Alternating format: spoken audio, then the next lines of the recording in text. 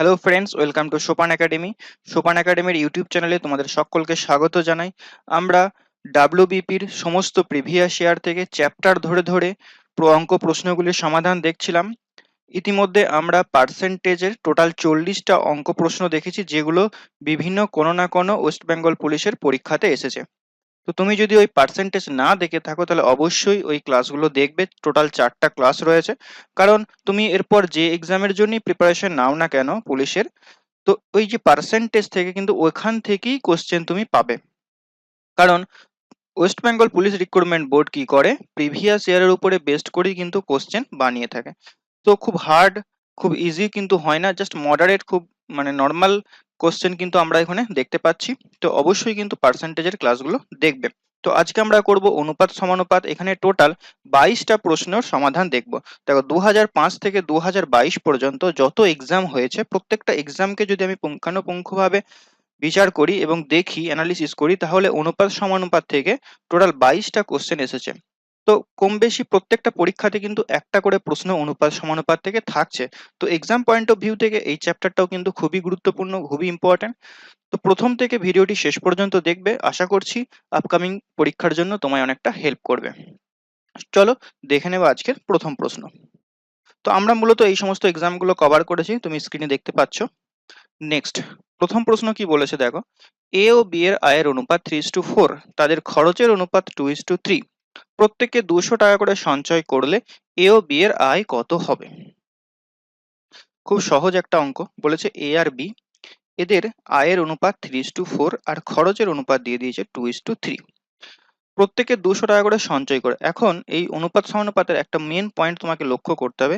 এখানে দেখো, 2 আর 3 এর পার্থক্য হচ্ছে 1, 3 আর 4 এর পার্থক্য হচ্ছে 1। যদি এই পার্থক্যটা সেম থাকে, তুমি ডাইরেক্ট বিয়োগ করে দাও। 3 থেকে 2 বাদ দিলে হচ্ছে 1, 4 থেকে 3 বাদ দিলে হচ্ছে 1। তাহলে আমি কি দেখতে পাচ্ছি, যে তারা সঞ্চয় করছে 1 রেশিও করে। এটা কি? এটা হচ্ছে আয়, এটা হচ্ছে খরচ। তাহলে এখানে যে এটা অনুপাতটা এলো, এটা হচ্ছে সঞ্চয়। ঠিক আছে? তাহলে কি দেখতে পাচ্ছি, 1 রেশিও তারা সঞ্চয় করছে, কিন্তু প্রশ্নে বলেছে কত টাকা সঞ্চয় করছে, 200 টাকা। তাহলে আমি বলতে পারি এই 1-এর মান হচ্ছে 200। প্রশ্নে কি জানতে চেয়েছে? এ ও বি এর আয় জানতে চেয়েছে। ঠিক আছে, তাহলে এর আয় কত হবে? দেখো, এর আয় ছিল 3 রেশিও, তাহলে 3-এর সঙ্গে তুমি 200 গুণ করে দাও। 1 রেশিওর মান 200 হলে 3 রেশিওর মান ইন্টু 200 মানে 600 হবে। আর এখান থেকে 200 গুণ করে দাও, তাহলে হবে 800। বোঝা গেছে? তাহলে 600 আর 800 হবে আমাদের সঠিক উত্তর। নেক্সট, কি বলেছে দেখো, a is to b সমান 2:3, b is to c সমান 4:5 এবং c is to d সমান 6:7 হলে a is to d এর মান কত? খুব সহজ একটা প্রশ্ন। এখানে দেখো, a is to গুলোকে আমি a বাই b আকারে লিখতে পারি।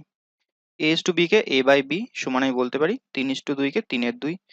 b is to c কে আমি লিখতে পারি b বাই c 4/5, আর c বাই d আমি লিখতে পারি 6/7। এখন দেখো, যদি আমি a by b into b by c into c by d করি, তাহলে দেখো কি কেসটা হচ্ছে, b b এখানে ক্যান্সেল হচ্ছে, c c ও এখানে ক্যান্সেল হচ্ছে। তাহলে কি পড়ে থাকছে? উপরে a আর নিচে d পড়ে থাকছে, মানে যেটা বের করতে বলেছে আমাদের a is to d সেটা পড়ে থাকছে। তাহলে এখানে আমি কি করেছিলাম, তিনটেকে গুণ করেছিলাম। তাহলে a বাই d এর মান কত হবে? আমি জাস্ট গুণ করব, 2/3, 4/5, 6/7। তো জাস্ট কাটাকুটি করো, 3 2 6। তাহলে উপরে দেখো কত হচ্ছে, 2 4 8 আর 2 16, আর নিচেই 5 7 35। 16:35 হয়ে যাবে সঠিক উত্তর। ডাব্লিউবিপি কনস্টেবল মেন 2018 প্রশ্ন কিন্তু। অনুপাত সমানুপাত থেকে সাধারণত এই ধরনের কোশ্চেনই বেশি দিচ্ছে, খুব কঠিন কোশ্চেন কিন্তু দিচ্ছে না। তো আমি যে কোশ্চেনগুলো তোমাদের করাচ্ছি, এই কোশ্চেনগুলো তুমি যদি করে দাও, তাহলে অনুপাত সমানুপাত থেকে 100% তুমি কমন পেয়ে যাবে। তো নেক্সট প্রশ্ন দেখবো, a is to b সমান 2:3, b is to c সমান 6:11 হলে c is to b is to a এর মান কত হবে? খুব ভালো করে দেখবে, c is to b is to a এর মান জানতে চেয়েছে। তাহলে প্রথমে আমি a is to b is to c এর মান বের করে নিচ্ছি। a অনুপাত b সমান কত দিয়েছে? 2:3, তাহলে 2:3 বসিয়ে দিলাম। ঠিক আছে? b is to c সমান আছে 6:11, তাহলে 6:11 বসিয়ে দাও। ওকে, এরপরে ফাঁকা জায়গাতে আমাদের মান বসাতে হবে। কি মান বসাবে ফাঁকা জায়গায়? এখানে 3 সোজাসুজি এই 3 বসিয়ে দাও, এখানে 6 বসিয়ে দাও, এই সোজাসুজি 6 বসিয়ে দাও। এরপর গুণ করো, এটা হচ্ছে 12, এটা গুণ করলে 18, আর এটা গুণ করলে হবে 33। 3 দিয়ে কাটাকুটি যাচ্ছে, করে দাও। 3 4 12, 3 6 18, 3 11 33। তাহলে সি এর মান কত হবে? 11। C is to B is to A জানতে চেয়েছে, তাই না? তাহলে সি এর মান 11 সামনে আসবে, তারপরে বি এর মান 6 যাবে এবং তারপর এ এর মান 4 আসবে, মানে 11 ইজ টু 6 ইজ টু 4 হয়ে যাবে সঠিক উত্তর, মানে option C. Next, a is to b সমান 4 is to 6, b is to c সমান 8 is to 10 এবং c is to d সমান 6 is to 5 হলে a b c d র অনুপাত বের করতে বলেছে। এটা আমরা অপশন টেস্টের মাধ্যমে খুব সহজে করে দেব। আমি জানি তোমরা বেসিক নিয়মে করে দেবে, বাট অপশন টেস্টে দেখো কত ফাস্ট হবে। এখান থেকে a is to b সমান 4 is to 6 থেকে আমি বলতে পারি a এর মান হবে 4, b এর মান হবে 6। এখান থেকে আমি বলতে পারি b এর মান 8 হলে c এর মান 10 হবে, আবার এখান থেকে বলতে পারি c এর মান 6 হলে d এর মান 5 হবে। বোঝা গেছে? এরপর দেখো, এখানে যে অপশনগুলো রয়েছে, প্রথমে কার মান আছে? a, তারপরে b, তারপর c, তারপর d এর মান আছে, এরকম করে মানগুলো রয়েছে। অর্থাৎ a এর মানটা 4 দিয়ে ভাগ যাবে। এখানে প্রথমে আছে 16, এখানে প্রথমে 16, এখানে প্রথমে 12, আর এখানে আছে 2। তাহলে এখানে দেখো কোন কোন মানগুলো 4 দিয়ে ভাগ যায়। এটা 4 দিয়ে ভাগ যায়, এটা 4 দিয়ে ভাগ যায়, এটা 4 দিয়ে ভাগ যায়, কিন্তু ডি এই দুইটা তো 4 দিয়ে ভাগ যায় না। তাহলে ডিটা উত্তর হতেই পারে না, এই তিনটের মধ্যে একটা উত্তর হবে। কোনটা উত্তর হতে পারে না কিভাবে ডিসাইড করলাম? এর মান 4 আছে, তার মানে 4 দিয়ে ওটা ভাগ যাবে, প্রথমটা 4 দিয়ে ভাগ যাবে। বোঝা গেছে?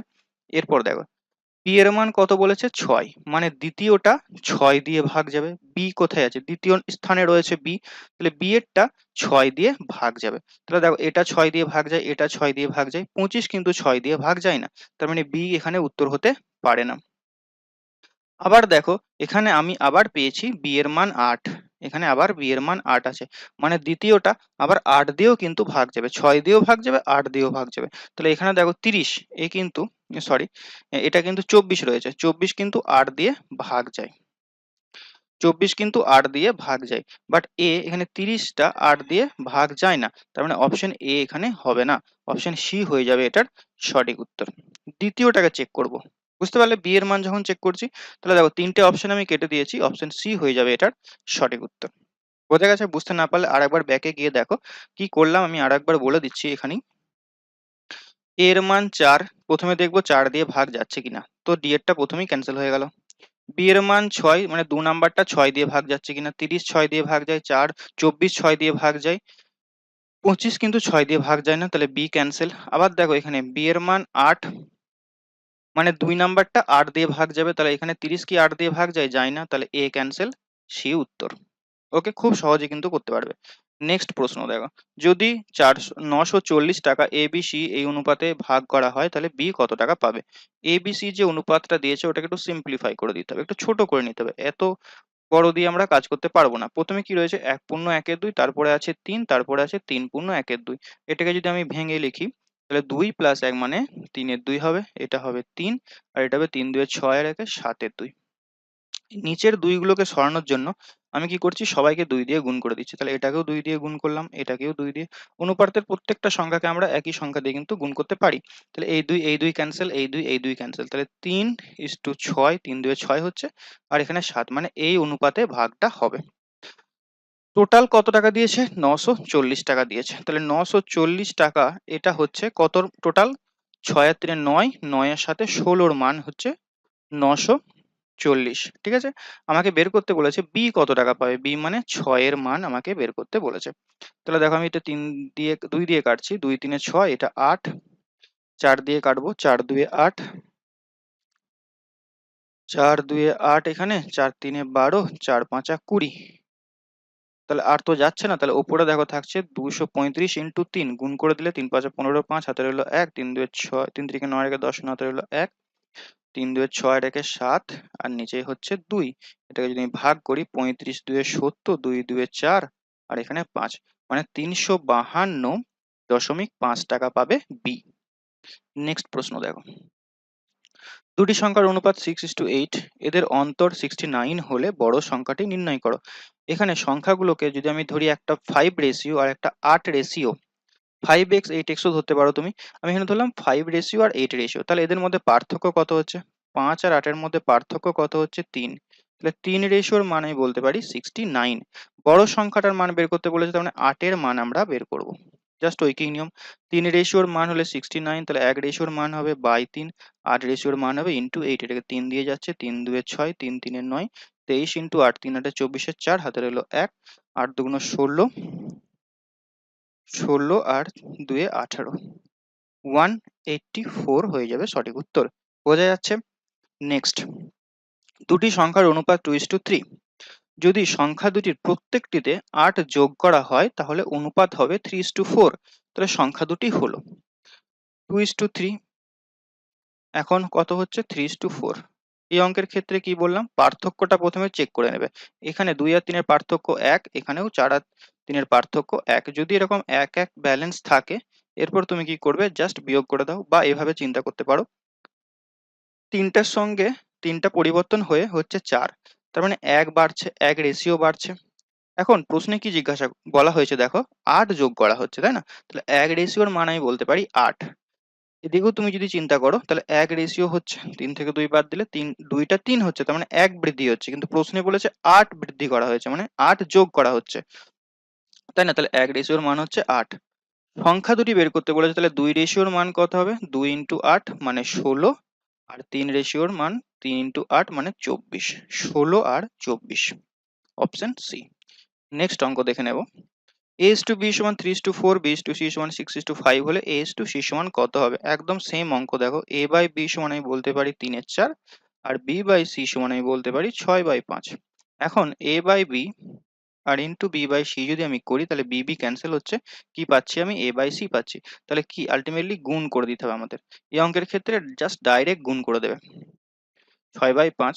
তো কাটাকুটি করলে এটা 2, এখানে 3, উপরে হচ্ছে 9, নিচে হচ্ছে 10, 9:10 হয়ে যাবে সঠিক উত্তর, অপশন এ। খুব ভালো করে লক্ষ্য করে, এখানে ডি এতেও কিন্তু 10:9 রয়েছে, একটু সাবধান, অসাবধান বশত কিন্তু ভুল হওয়ার চান্স থাকবে।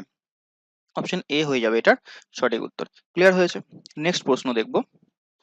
a is to b is to c is to d এর মধ্যে, sorry, a b c d এর মধ্যে কিছু টাকা এই অনুপাতে ভাগ করা হচ্ছে। যদি d এর থেকে 1000 টাকা বেশি পাই, c d এর থেকে যদি যদি হয়, এবং সি যদি ডি এর থেকে 1000 টাকা বেশি পায়, আচ্ছা, সি যদি ডি এর থেকে 1000 টাকা বেশি পায়, তাহলে বি কত টাকা পাবে? এখানে দেখো, সি এর অনুপাত কত, 4, ডি এর অনুপাত কত, 3। সি বলা হচ্ছে ডি এর থেকে 1000 টাকা বেশি পাচ্ছে, কিন্তু এখানে অনুপাতে ক টাকা বেশি পাচ্ছে সি ডি এর থেকে? 1 টাকা। তার মানে 1 এর মান হচ্ছে এই 1000। ভালো করে লক্ষ্য করো, অনুপাতটা রয়েছে 5:2:4:3, 4টা হচ্ছে সি এর মান, ডি এর মান হচ্ছে 3। এখানে দেখছি 4 আর 3, মানে সি যদি 4 টাকা পায়, ডি পাবে 3 টাকা। এখানে দেখো, সি ডি এর থেকে 1 টাকা বেশি পাচ্ছে, কিন্তু প্রশ্নে কত বলেছে, 1000 টাকা বেশি পাচ্ছে, তাহলে 1 এর মান হচ্ছে 1000। বি এর মান বের করতে বলেছে, বি কত রেশিও, 2 রেশিও, তাহলে 2 এর মান বের করো, জাস্ট ঐকিক নিয়ম করে দাও, মানে জাস্ট 2 দিয়ে গুণ করে দাও, 2000, অপশন সি। খুব সহজ সহজ প্রশ্ন কিন্তু দেয়। নেক্সট প্রশ্ন দেখো, a is to b is to c সমান 2:3:4 হলে a by b, b by c, c by a সমান কত হবে? এখানে a এর মান 2, b এর মান 3, আর c এর মান 4, জাস্ট পুট করে দাও। কি দিয়েছে, a বাই b জানতে চেয়েছে, is to b by c is to c by a। এর মান কত, a এর মান হচ্ছে 2, b এর মান 3, b এর মান 3, c এর মান 4, c এর মান 4, a এর মান 2। নিচেই 3 4 2 কে উড়াতে হবে, তার জন্য আমি কি করব, 3 4 2 এর লসাগু মানে 12 দিয়ে গুণ করব। ঠিক আছে, তাহলে এটাকে আমি 12 দিয়ে গুণ করব, এটাকেও 12 দিয়ে, এটাকে 12 দিয়ে, তাহলে এটা 6 বার যাচ্ছে, এটা 3 বার, আর এটা 4 বার। তাহলে এটা 4 2 8 পাচ্ছি, তারপর এটা 3 3 9, তারপর এটা 4 6 24, অর্থাৎ 8:9:24, অপশন বি হয়ে যাবে এটার সঠিক উত্তর। নেক্সট এবং লাস্ট প্রশ্ন আজকে। একটি ত্রিভুজের বাহুগুলির অনুপাত দিয়ে দিয়েছে, যদি বড় বাহু এবং ছোট বাহুর অন্তর 15 সেন্টিমিটার হয়, তাহলে বড় বাহুটির দৈর্ঘ্য কত? এখানে দেখো 7 9 আর 12 দিয়েছে, 7 9 আর 12। এখানে ছোট বাহু কোনটা, 7, বড় বাহু কোনটা, 12, এদের মধ্যে পার্থক্য কত, 5, 5, কিন্তু প্রশ্নে দেখো বলে দিয়েছে অন্তর মানে পার্থক্য কত বলে দিয়েছে, 15 বলে দিয়েছে, তাহলে 5 এর মান হচ্ছে 15। বড় বাহুর দৈর্ঘ্য নির্ণয় করতে বলেছে, বড় বাহু মানে 12, 12র মান আমাকে নির্ণয় করতে হবে। 5 কে কত দিয়ে গুণ করলে 15 করব, 3 দিয়ে গুণ করলে, তাহলে আমি 12 কে 3 দিয়ে গুণ করে দাও, অর্থাৎ 36। বড় বাহুটার মান হবে 36।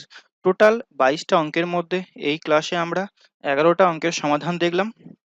এর পরের ক্লাসে নেক্সট পার্টে আমি বাকি 11টা অঙ্কের সমাধান দেখে দেব। তোমরা যারা যে কোনো এক্সামের জন্য প্রিপারেশন নিচ্ছ, তাহলে আমাদের ওয়েবসাইট ভিজিট করে তুমি লাইভ মক টেস্ট দিতে পারো।